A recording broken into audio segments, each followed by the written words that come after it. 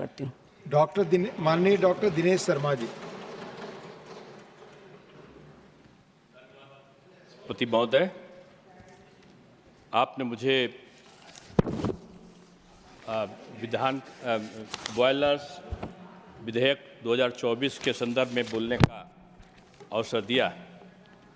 निश्चित रूप में सरकार की नीति रही है कि नवाचार के साथ साथ व्यवसाय का सरलीकरण करना, सुरक्षा प्रदान करना और राज्य सरकारों के साथ तारतम्य स्थापित करके जो विसंगतियां हैं उनको दूर करना।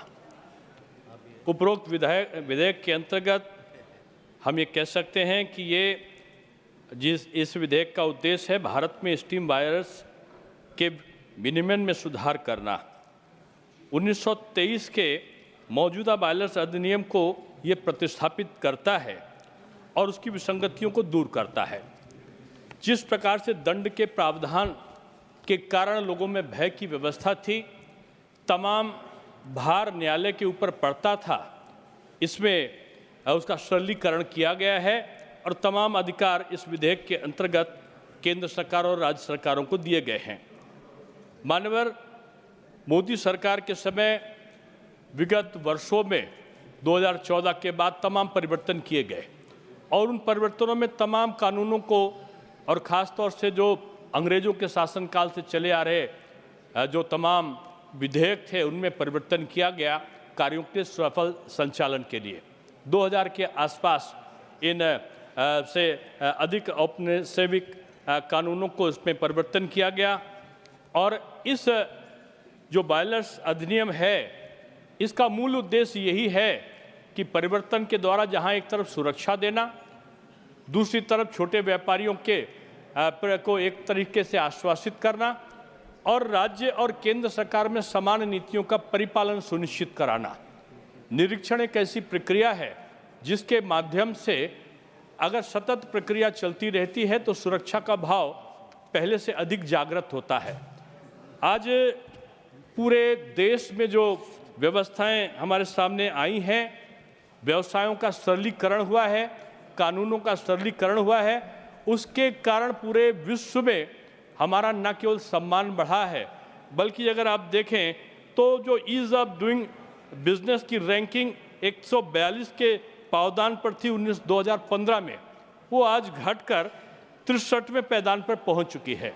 ये हमारे विभिन्न प्रकार के कानूनों में सरलीकरण का ही प्रभाव इसमें दिखाई पड़ता है। हमारा निवेश बढ़ा है, हमारा घरेलू उत्पादन बढ़ा है, स्वावलंबिता को प्रोत्साहन मिला है और छोटी छोटी चीज़ों पर भी सरकार ने विभिन्न प्रकार से एक व्यापार की सुगमता के लिए, उनमें सुधार करने के लिए, उनके नियामक बोझ को कम करने के लिए और उद्योगों को विकास को बढ़ावा देने के लिए इस प्रकार के कानूनों में संशोधन किया है। और इन संशोधनों की एक कड़ी के रूप में हम इस बायलर्स अधिनियम 2024 को देखते हैं। इसमें जो है बोर्ड बनाने का जो केंद्रीय बायलर्स बोर्ड बनाने की स्थापना का अधिकार दिया गया है, इससे निश्चित रूप में इसमें उप समिति और समितियों के गठन का अधिकार प्राप्त होगा, जिससे तमाम चीज़ों का जो सरलीकरण है, निर्णय की अवस्था कम होगी। आज तमाम क्लिष्टता के कारण, कठिनाइयों के कारण, तमाम प्रकार की तकनीकों में एक कठिनाइयों के कारण आज निर्णय की लेने की जो क्षमता है उसमें प्रभाव पड़ता है।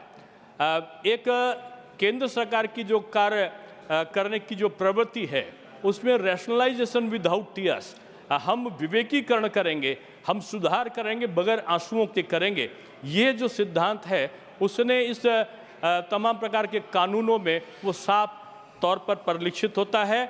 आज हमारा ये जो विधेयक है ये केवल बायलर बिरादरी को नियमित करने के बारे में नहीं है, बल्कि यह सुरक्षा सुनिश्चित करने, दक्षता को बढ़ावा देने और सतत विकास को आगे बढ़ाने के बारे में है। यह विधेयक जीवन की सुरक्षा, अर्थव्यवस्था को बढ़ावा देने और पर्यावरण की रक्षा के लिए हमारी प्रतिबद्धता को प्रदर्शित करता है। माननीय प्रधानमंत्री जी ने शपथ ग्रहण के बाद तमाम सुधार, जहां जनधन खाते के में पैसा जमा करने की योजना को घोषित किया, वहीं उन्होंने make in India, stand up India, digital India, तमाम प्रकार के प्रयोजनों को और वो सामने लाए। मेक इन इंडिया के अंतर्गत तमाम चीज़ों को हमारे देश में बनाया गया। आज बॉयलर्स के संबंध में भी हमारी पूरे अंतर्राष्ट्रीय स्तर पर एक जो प्रतिष्ठा है वो आज बढ़ी है, सुरक्षा बढ़ी है और कर्मचारियों का भय का जो वातावरण था उनसे दुर्घटना से उससे वो मुक्त हुए हैं। छोटे व्यवसायों को प्रोत्साहन इसमें मिला है। मैं इस विधेयक का समर्थन करता हूं। धन्यवाद माननीय doctor Dinesh Sharma ji. Honourable doctor M Thambi Durai.